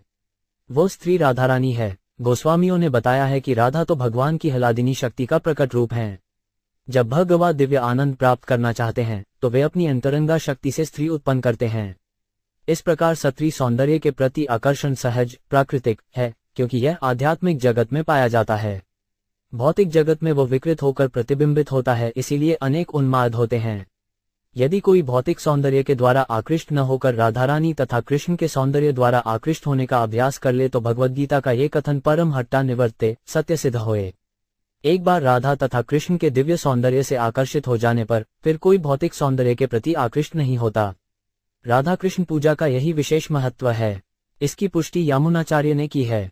उनका कथन है, चूंकि मैं राधा कृष्ण के सौंदर्य से आकृष्ट हो चुका हूँ, अतः जब भी किसी स्त्री के प्रति आकर्षण होता है या किसी स्त्री के साथ प्रसंग का स्मरण हो आता है तो मैं उस पर थूकता हूँ और मेरा मुख घृणा से भर जाता है। जब हम मदन मोहन तथा कृष्ण एवं उनकी प्रेमिकाओं के सौंदर्य द्वारा आकर्षित होते हैं और हमारे बद्ध जीवन की श्रृंखलाएं अर्थात खी का सौंदर्य हमें आकृष्ट नहीं करता। सर न कुर्यात प्रमदासु जातु योगस्त पार परमारुरुक्षु। मत्सेव्या प्रतिलब्धात्मलाभो वदंती या निर्द्वारमस्य 39 शब्दार्थ। जो योग की पराकाष्ठा को प्राप्त करना चाहता हो तथा जिसने मेरी सेवा करके आत्म साक्षात्कार कर लिया हो, उसे चाहिए कि वह कभी किसी आकर्षक स्त्री की संगति न करे, क्योंकि शास्त्रों में घोषणा की गई है कि प्रगतिशील के लिए ऐसी स्त्री नरक के द्वार तुल्य है। तात्पर्य: योग की पराकाष्ठा इति पूर्ण कृष्ण भक्ति है। इसका समर्थन भगवद्गीता में इस प्रकार हुआ है: जो व्यक्ति भक्ति में रहकर सदैव कृष्ण का चिंतन करता है वह समस्त योगियों में सर्वोच्च है। यही नहीं, श्रीमद्भागवत के प्रथम स्कंद के 2वें अध्याय में भी कहा गया है कि जब कोई भगवान की सेवा करके भौतिक कल्मश से मुक्त हो जाता है तो वह ईश्वर के विज्ञान तथा तत्वज्ञान को समझ सकता है। यहाँ पर प्रतिलब्धात्मलत शब्द आया है। आत्य का अर्थ स्वर या आत्मा है और लात का अर्थ उपलब्धि है। साम्यत बद्धजीव अपनी आत्मा या स्व खो चुके हैं, किंतु जो योगी हैं वे आत्मा का साक्षात्कार कर चुकते हैं। यहाँ आगाह किया गया है कि ऐसे स्वरूप सिद्ध व्यक्ति जो योग सिद्धि की पराकाष्ठा तक पहुंचना चाहते हैं उन्हें युवा स्त्री को संगति नहीं करनी चाहिए। किंतु वर्तमान युग में ऐसे अनेक धूर्त पाखंडी हैं जो ये सलाह देते हैं कि जब तक काम इंद्रियां हैं तब तक मनुष्य जी भरकर सत्री भोग कर सकता है और साथ ही योगी बन सकता है। किसी भी मानक योग पद्धति में खत्री संगति स्वीकृत नहीं है। यहाँ स्पष्ट कहा गया है कि सत्री संगति नरक का द्वार है। वैदिक सभ्यता में खत्री की संगति अत्यंत सीमित होती है। 4 आश्रमों में से 3 ब्रह्मचारी, वानप्रस्थ, सन्यासी में ऋत्री की संगति वर्जित है। केवल गृहस्थों को सत्री से निकट संपर्क की छूट रहती है और यह संबंध अच्छी संतान उत्पन्न करने तक ही सीमित है। किंतु यदि कोई इस भौतिक संसार में बने रहना चाहता है तो उसे निर्बाध स्त्री संगति करनी चाहिए। योप्याति शनैर्माया योषिदेव विनिर्मिता तामीक्षेतात्मनो मृत्युन तुनः कृपमिवावृम 40 शब्दार्थ भगवान द्वारा उत्पन्न स्त्री माया स्वरूपा है और जो ऐसी माया की सेवाएं स्वीकार करके उसकी संगति करता है उसे ये भलीभांति समझ लेना चाहिए कि यह घास से ढके हुए अंधे कुएं के समान उसकी मृत्यु का मार्ग है। तात्पर्य: कभी कभी बेकार पड़े कुएं को घास फूस से ढक दिया जाता है, अतः यदि कोई यात्री अनजाने उस रास्ते से निकलता है तो उस कुएं में गिर जाता है और उसको मृत्यु निश्चित होती है। इसी प्रकार जब कोई किसी स्त्री की सेवा ग्रहण कर लेता है तो संगति प्रारंभ होती है, क्योंकि भगवान ने स्त्री को पुरुष की सेवा के लिए उत्पन्न किया है। उसकी सेवा स्वीकार करने से मनुष्य पाश में बांध जाता है। यदि वो इतना बुद्धिमान है कि स्त्री को नरक का द्वार समझता है तो वह मुक्त होकर उसकी संगति कर सकता है। इसकी मनाही तो उसके लिए है जो दिव्य पद तक उठने की महत्वाकांक्षा रखता है। 50 वर्ष पूर्व तक हिंदू समाज में ऐसी संगति वर्जित थी। पत्नी अपने पति से दिन में नहीं मिल सकती थी। यहाँ तक कि गृहस्थों के अलग रिहायशी मकान होते थे। रिहायशी मकानों के अंत पुरुष स्त्रियों के निमित्त होते थे और बाहर के कमरे पुरुषों के लिए। खी द्वारा की जाने वाली सेवा भले ही मोहक प्रतीत हो, किंतु ऐसी सेवा ग्रहण करते समय मनुष्य को सतर्क रहना चाहिए, क्योंकि यह स्पष्ट कहा गया है कि खी मृत्यु का द्वार है या कि आत्मस्मृति है। वो आध्यात्मिक बोध के मार्ग को अवरुद्ध कर देती है। या मन्यते पत मोहान माया मृष भाईतीम सरीत्वम स्त्री सद्भरत प्राप्तो वितापत्य ग्रह प्रदम 41 शब्दार्थ। पूर्व जीवन में सतनी आसक्ति के कारण जीव स्त्री का रूप प्राप्त करता है। मूर्खतावश माया को अपना पति मानकर उसे ही संपत्ति, संतान, घर तथा अन्य भौतिक साज सामान देने वाला समझता है। तात्पर्य: इस श्लोक से प्रतीत होता है कि स्त्री भी अपने पूर्व जन्म में पुरुष रहती है और अपनी पत्नी के प्रति आसक्ति के कारण उसे स्त्री शरीर प्राप्त हुआ रहता है। भगवद गीता से इसकी पुष्टि होती है कि मरते समय मनुष्य जैसा सोचता है उसी के अनुसार उसे अगला जीवन प्राप्त होता है। यदि कोई अपनी स्त्री के प्रति अत्यधिक अनुरक्त है तो ये स्वाभाविक है कि मृत्यु के समय वह अपनी पत्नी का चिंतन करता है और अगले जन्म में उसे स्त्री का शरीर प्राप्त होता है। इसी प्रकार यदि कोई खत्री अपनी मृत्यु के समय अपने पति का स्मरण करती है तो उसे अगले जन्म में मनुष्य का शरीर प्राप्त होता है। फलत हिंदू शास्त्रों में स्त्री के सतीत्व तथा मनुष्य के प्रति उसकी भक्ति पर अत्यधिक बल दिया जाता है। अपने पति के प्रति आसक्ति के फलस्वरूप ही स्त्री अगले जीवन में मनुष्य शरीर प्राप्त कर सकती है, किंतु खत्री के प्रति अनुरक्ति से मनुष्य को नीचे गिरकर खत्री का शरीर धारण करना होता है। जैसा कि भगवद गीता में कहा गया है, हमें यह सदा स्मरण रखना चाहिए कि स्थूल तथा सूक्ष्म दोनों प्रकार के शरीर वचन तुल्य हैं। वे जब आत्मा के कमीज तथा कोट की तरह हैं। स्त्री या पुरुष होना शारीरिक वस्त्र का भेद है। आत्मा वास्तव में परमेश्वर की तत्स्था शक्ति है। प्रत्येक जीव शक्ति होने के कारण मूलतः स्त्री होता है, अर्थात भोग्य है। पुरुष शरीर में भवबंधन से छूटने के लिए अधिक अवसर मिलते हैं, जबकि स्त्री शरीर में कम अवसर होते हैं। इस श्लोक में बताया गया है कि स्त्री के प्रति आसक्ति द्वारा मनुष्य शरीर का दुरुपयोग नहीं किया जाना चाहिए, अन्यथा अगले जन्म में स्त्री शरीर धारण करना होगा। स्त्री सामान्यतः घर गृहस्थी, गहने, सामान तथा कपड़े की भूखी रहती है। जब उसका पति ये वस्तुएं लाकर दे देता है तो वह संतुष्ट हो जाती है। स्त्री तथा पुरुष का संबंध अत्यंत जटिल है, किंतु कहने का सार यह है कि जो आत्मा साक्षात्कार के दिव्य पद तक उठना चाहता है उसे सत्री की संगति करते समय सावधान रहना चाहिए। किंतु कृष्ण भक्ति को अवस्था में संगति पर ऐसा प्रतिबंध शिथिल हो सकता है, क्योंकि तब पुरुष तथा स्त्री को आसक्ति एक दूसरे के प्रति न होकर कृष्ण के प्रति होती है। तब वे दोनों समान रूप से भव बंधन से बाहर निकलने तथा कृष्ण के धाम जाने के पात्र बन जाते हैं। जैसा कि भगवद गीता में पुष्टि हुई है, जो भी गंभीरतापूर्वक कृष्ण भावनामृत अंगीकार करता है, चाहे वह निम्नतम योनि का हो, खी हो या कि अल्पज्ञ श्रेणी का श्रमिक या वणिक हो, वह भगवान के धाम जाता है और कृष्ण लोक पहुंचता है। पुरुष को न तो स्त्री के प्रति और न स्त्री को पुरुष के प्रति आसक्त होना चाहिए। दोनों को भगवान की सेवा में अनुरक्त होना चाहिए, तभी दोनों इस भव बंधन से छूट सकते हैं। तात्मनो विजानीयात प्रत्यपत्यग्रहात्मकम दैवोपसादितम मृत्युन मृग योगान यथा 42 शब्दार्थ। अतएव स्त्री को अपने पति, घर बार और अपने बच्चों को उसकी मृत्यु के लिए भगवान की बहिरंगा शक्ति की व्यवस्था के रूप में मानना चाहिए, ठीक उसी तरह जैसे शिकारी की मधुर तान हिरन के लिए मृत्यु होती है। तात्पर्य: कपिल देव द्वारा दिए गए इन उपदेशों में ये बताया गया है कि न केवल खत्री ही नरक का द्वार है, अपितु पुरुष भी खत्री के लिए नरक का द्वार है। प्रश्न आसक्ति का है। मनुष्य स्त्री की सेवा, उसके सौंदर्य तथा अन्य बातों से आसक्त होता है। इसी प्रकार स्त्री पुरुष के प्रति इसलिए आसक्त होती है क्योंकि वह उसे रहने के लिए स्थान, पहनने के लिए कपड़े तथा आभूषण और संतान देता है। ये तो एक दूसरे के प्रति आसक्ति का प्रश्न है। जब तक इनमें से कोई भी ऐसे भौतिक सुखों के लिए अनुरक्त रहेगा, तब तक पुरुष ही के लिए और स्त्री पुरुष के लिए घातक है। किंतु यदि यही आसक्ति कृष्ण में स्थानांतरित हो जाए तो दोनों कृष्ण भावनाभावित हो जाते हैं और उनका संयोग उत्तम रहता है। अतः श्रील रूप गोस्वामी की संस्तुति है, अनायुक्तस्य विषयान्यथामुपयुज्यत। निर्बंध: कृष्ण संबंधे युक्ते वैराग्यमृच्यते भक्तिस्सा प्रसिंध 1-2-255। स्त्री तथा पुरुष को गृहस्थ के रूप में साथ साथ रहते हुए कृष्ण को सेवा करनी चाहिए। यदि इस सेवा में बच्चे, पत्नी, पति सभी लग जाएं तो ये सारी शारीरिक या भौतिक व्याधियां समाप्त हो जाएं। चूंकि चेतना शुद्ध है और कृष्ण माध्यम है, अतः पतन की कोई संभावना नहीं रहती। देहन जीव भूतेन लोकालोक मनोवतजन भुज्जान एव कर्माणि करोत्य विरत पुमार। 43 शब्दार्थ। विशेष प्रकार का शरीर होने के कारण भौतिकतावादी जीव अपने कर्मों के अनुसार एक लोक से दूसरे लोक में भटकता रहता है। इसी प्रकार वह अपने आप को सकौम कर्मों में लगा लेता है और निरंतर फल का भोग करता है। तात्पर्य: जब जीव शरीर के भीतर बंदी रहता है तो वह जीवशूद्ध कहलाता है, और जब वह शरीर से मुक्त रहता है तो ब्रह्मशत कहलाता है।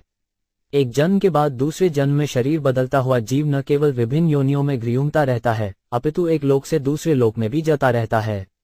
भगवान चैतन्य कहते हैं कि सकौम कर्मों से बंधकर जीवात्माएं सारे ब्रह्मांड में भटकती रहती हैं, और यदि सौभाग्यवश या किसी पुण्य कर्म के कारण वे प्रामाणिक गुरु के संपर्क में आती हैं तो कृष्ण की कृपा से उन्हें भक्ति का बीज प्राप्त होता है। यदि कोई जीव इस बीज को पाकर उसे अपने हृदय में बोता है और श्रवण तथा कीर्तन रूपी जल से इसे सींचता है तो ये बीज उगकर एक वृक्ष का रूप धारण कर लेता है। इसमें जो फूल और फल लगते हैं उन्हें जीव इसी जगत में भी भोग सकता है। ये ब्रह्मभ्रष्ट अवस्था कहलाती है। इस उपाधियुक्त अवस्था में जीव भौतिकतावादी कहलाता है, किंतु जब वह समस्त उपाधियों से मुक्त होकर पूर्णतया कृष्ण भावना भावित होकर सेवा में लगा रहता है तो मुक्त कहलाता है। जब तक भगवान की कृपा से प्रामाणिक गुरु की संगति नहीं प्राप्त होती तब तक विभिन्न योनियों में जन्म तथा मृत्यु के चक्र तथा विभिन्न प्रकार के लोकों में घूमने से छठ कार्य की कोई संभावना नहीं रहती। जीवो हवास्यांध्वगेहो भूतेन्द्रिय मनोमय तन्निरोधो 5 स्थ मरणमाविर्भावस्तु संभव। 44 शब्दार्थ। इस प्रकार सकौम कर्मों के अनुसार जीवात्मा को मन तथा इंद्रियों से युक्त उपयुक्त शरीर प्राप्त होता है। जब किसी कर्म का फल चुक जाता है तो इस अंत को मृत्यु कहते हैं, और जब कोई फल प्रारंभ होता है तो उस शुभारंभ को जन्म कहते हैं। तात्पर्य: अनंत काल से जीव विविध योनियों में तथा लोकों में निरंतर घूमता रहा है। भगवद गीता में इस प्रक्रम की व्याख्या हुई है। श्रामेयन सर्वद्रुतानि यंत्रारूढ़ानि माया। माया के वश में होकर प्रत्येक व्यक्ति माया द्वारा प्रदत्त शरीर के रथ पर चढ़कर ब्रह्मांड भर में घूमता रहता है। भौतिकतावादी जीवन में कर्म तथा फल की श्रृंखला रहती है। ये कर्म तथा फल की एक लंबी रील है और एक जीवन अवधि एक दमक, फ्लैश के तुल्य है। जब बच्चा जन्म लेता है तो समझना चाहिए कि उसका शरीर सर्वथा नवीन कार्यकलापों का शुभारंभ है, और जब वृद्ध पुरुष मरता है तो समझना चाहिए कि कर्मफल का अंत हो गया। हम देखते हैं कि विभिन्न कर्मफलों के कारण कोई संपन्न परिवार में जन्म लेता है तो कोई निर्धन परिवार में, यद्यपि दोनों एक ही स्थान में, एक समय और एक वातावरण में जन्म लेते हैं। जो पुण्य कर्म करता है उसे समृद्ध या पुण्य परिवार में जन्म लेने का अवसर प्रदान किया जाता है, और जो पाप कर्म करता है उसे निम्न निर्धन परिवार में जन्म लेने दिया जाता है। शरीर के परिवर्तन से कार्य क्षेत्र बदल जाता है।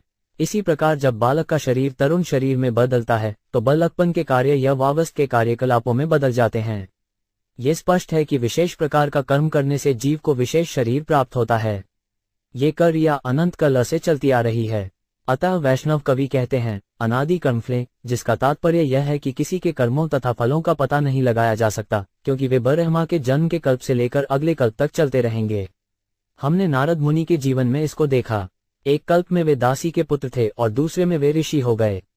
द्रव्योपलब्धिस्थानस्य द्रव्येशायोग्यता यदा तत्पश्चिममानदुत्पत्ति द्रव्यदर्शन 45 यथाश्नव्यावैवर दर्शनायोग्यता यदा तदेव चक्षुषों दृष्टुईद त्वायोग्यतान्यो 46 शब्दार्थ। जब दृष्टि तंत्रिका के प्रभावित होने से आंखें रंग या रूप को देखने की शक्ति खो देती हैं तो चक्षु इंद्रिय मृतप्राय हो जाती है। तब आंख तथा दृष्टि का दृष्टा जीव अपनी देखने की शक्ति खो देता है। इसी प्रकार जब भौतिक शरीर, जो वस्तुओं की अनुभूति का स्थल है, अनुभव करना बंद कर देता है तो इस अयोग्यता को मृत्यु कहते हैं। जब मनुष्य शरीर को स्व मानने लगता है तो इसे जन्म कहते हैं। तात्पर्य, जब कोई कहता है कि मैं देखता हूं तो इसका अर्थ है कि वह अपनी आंखों से अथवा अपने चश्मे से देखता है। इस तरह वह दृष्टि के उपकरण से देखता है। यदि दृष्टि का यह उपकरण टूट जाए, रुग्ण हो जाए या कार्य करने में अक्षम हो तो दृष्टा के रूप में वह देखना बंद कर देता है। इसी प्रकार इस शरीर में इस समय जीव कार्य कर रहा है, किंतु जब कार्य करने में असमर्थता के कारण वह काम करना बंद कर देता है तो उसके कर्मफल भी बंद हो जाते हैं। जब कार्य का उपकरण टूट जाए और कार्य न किया जा सके तो उसे मृत्यु कहते हैं। इसी प्रकार जब कार्य करने का नया उपकरण प्राप्त होता है तो उसे जन्म कहते हैं। ये जन्म तथा मृत्यु की क्रिया शरीर में परिवर्तन के कारण प्रतिक्षण चलती रहती है। अंतिम परिवर्तन मृत्यु कहलाता है और नए शरीर को ग्रहण करना जन्म कहलाता है।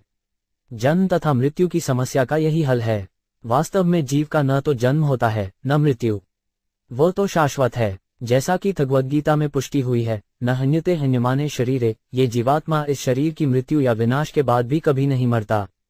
तस्मान कार्य संत्रासो न कार्पण्यम न संभमः बुद्धवा जीवगति धीरो मुक्त सदुष्रही 47 शब्दार्थ। अतः मनुष्य को न तो मृत्यु को भयभीत होकर देखना चाहिए, न शरीर को आत्मा मानना चाहिए, न ही जीवन की आवश्यकताओं के शारीरिक भोग को बढ़ा चढ़ाकर समझना चाहिए। जीव की असली प्रकृति को समझते हुए मनुष्य को आसक्ति से रहित तथा उद्देश्य में हद होकर संसार में विचरण करना चाहिए। तात्पर्य, जीवन तथा मृत्यु के दर्शन को समझने वाला कोई भी समझदार व्यक्ति माता के गर्भ में या उसके बाहर के नारकोय जीवन की बात सुनकर विचलित हो उठेगा, किंतु उसे जीवन की समस्याओं का हल निकालना होता है। समझदार व्यक्ति को इस शरीर की दयनीय स्थिति को समझना चाहिए और बिना विचलित हुए इसका निवारण खोजने का प्रयास करना चाहिए। यह इलाज तभी हाथ लगता है जब किसी मुक्त पुरुष की संगति मिलती है। किंतु ये समझना होगा कि मुक्त कौन है। भगवद्गीता में मुक्त पुरुष का वर्णन हुआ है, जो प्रकृति के कठोर नियमों को पार करके भगवान की अखंडित सेवा में लगा रहता है, वो ब्रह्म में स्थित माना जाता है। भगवान भौतिक सृष्टि से ऊपर हैं। यहाँ तक कि शंकराचार्य जैसे निर्विशेषतादियों ने भी स्वीकार किया है कि नारायण इस सृष्टि के परे हैं। अतः जब कोई भगवान के विविध रूपों, नारायण या राधा कृष्ण या सीताराम की सेवा में संलग्न रहता है तो उसे मुक्ति के पद पर माना जाता है। भागवत भी पुष्टि करता है कि मुक्ति का अर्थ स्वाभाविक पद पर स्थित होना है। चूंकि जीवात्मा परमेश्वर का शाश्वत दास है, अतः जब कोई भगवान की दिव्य प्रेमा भक्ति में लगा होता है तो वह मोक्ष पद पर स्थित होता है। मनुष्य को चाहिए कि मुक्त पुरुष की संगति करे, क्योंकि इससे जन्म तथा मृत्यु रूपी जीवन की समस्या हल हो सकती है। पूरी तरह कृष्ण भावना में भक्ति करते समय मनुष्य को कंजूसी नहीं बरतनी चाहिए। उसे यह व्यर्थ का दिखावा नहीं करना चाहिए कि उसने संसार से वैराग्य ग्रहण कर लिया है। वस्तुतः वैराग्य संभव नहीं है।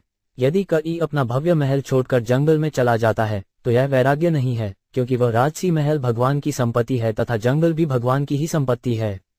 यदि कोई एक संपत्ति को छोड़कर दूसरे में चला जाए तो इसको वैराग्य नहीं कहते, क्योंकि वह इन दोनों में से किसी का भी स्वामी नहीं था। वैराग्य के लिए आवश्यक है कि प्रकृति पर प्रभुता जताने वाले झूठे बोध का परित्याग हो। जब वो इस झूठे बोध को तथा अपने इस विचार को कि वह भी ईश्वर है त्याग देता है तो वही असली वैराग्य है। अन्यथा वैराग्य कोई अर्थ नहीं रखता। रूप गोस्वामी का उपदेश है कि यदि कोई वस्तु भगवान की सेवा में प्रयुक्त होने के उपयुक्त है किंतु उसका उपयोग इस कार्य के लिए नहीं किया जाता तो ये फल्गु वैराग्य कहलाता है, जिसका अर्थ है अपर्याप्त अथवा झूठा वैराग्य। प्रत्येक वस्तु भगवान की है, अतः उसका उपयोग भगवान के लिए करना चाहिए। अपनी इंद्रिय तृप्ति में हमें कुछ भी प्रयुक्त नहीं करना चाहिए। यही वास्तविक वैराग्य है। किसी को जवन की आवश्यकताएं न बढ़नी चाहिए। भगवान हमें जो कुछ प्रदान करें उसी से संतुष्ट होना चाहिए। हमें अपना समय कृष्ण भावना भावित होकर भक्ति करने में लगाना चाहिए। जीवन तथा मृत्यु की समस्या का यही समाधान है। सम्यग्दर्शन्या बुद्धया योग वैराग्य युक्तया माया विरचिते लोकाय चरेणयस्त कलेवरम 48 शब्दार्थ सही इरिष्टि से युक्त तथा भक्ति से पृष्ठ होकर एवं भौतिक पहचान के प्रति निराशावादी इरिष्टिकोण से समन्वित होकर मनुष्य को तर्क द्वारा अपना शरीर इस माया में संसार को गिरवी कर देनी चाहिए। इस तरह वो इस जगत से अपना संबंध छुड़ा सकता है। तात्पर्य, कभी कभी यह भ्रम होता है कि भक्ति में लगे व्यक्तियों की संगति करने से आर्थिक समस्याएं हल नहीं की जा सकती। इस तर्क का उत्तर देने के लिए यहाँ ये बताया गया है कि मनुष्य को मुक्त पुरुषों की प्रत्यक्ष अथवा शरीर से संगति नहीं करनी होगी, अपितु दर्शन तथा तर्क से जीवन की समस्याओं को समझकर करना होगा। यहाँ पर सम्यग्दर्शन या बुद्धता का उल्लेख है। मनुष्य को सम्यक रूप से देखना होगा तथा बुद्धि एवं योगाभ्यास से इस संसार का परित्याग करना होगा। ये वैराग्य भागवत के प्रथम स्कंद के 2 अध्याय में वर्णित विधि से प्राप्त किया जा सकता है। भक्त की बुद्धि सदा भगवान के संपर्क में रहती है। वो इस संसार के प्रति विरक्ति का भाव रखता है, क्योंकि वो अच्छी तरह जानता रहता है कि यह संसार माया की सृष्टि है। भक्त अपने को परमात्मा का अंश मानकर अपनी भक्तिमय सेवा संपन्न करता है और भौतिक कर्म तथा कर्मफल से पृथक रहता है। इस तरह अंत में वह अपना शरीर या भौतिक शक्ति को त्याग देता है और शुद्ध आत्मा के रूप में वह ईश्वर के धाम में प्रवेश करता है।